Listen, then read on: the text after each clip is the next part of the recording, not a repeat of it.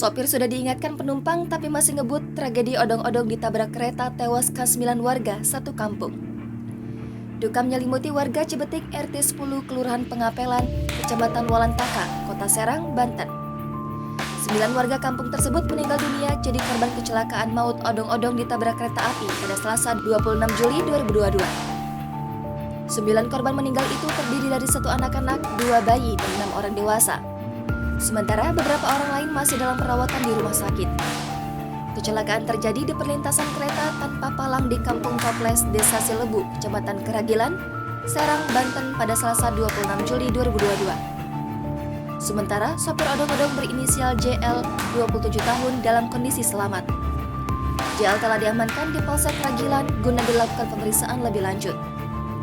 Seorang warga bernama Aris mengatakan keponakannya juga menjadi korban tragedi odong-odong tertabrak kereta api. Saat ini, keponakannya sedang dirawat di Rumah Sakit Hermina Ciruas.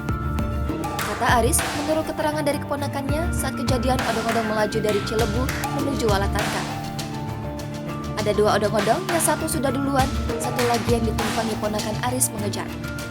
Odong-odong mengebut dan sopir tidak mau berhenti, padahal penumpang saat itu sudah mengingatkan. Dan pada saat kejadian ada kereta dari arah Jakarta mau ke Merak yang menuju Polsek. Akibat insiden ini ada sekitar 9 orang meninggal dunia dan beberapa orang mengalami luka-luka dan saat ini sudah dibawa di Rumah Sakit Serang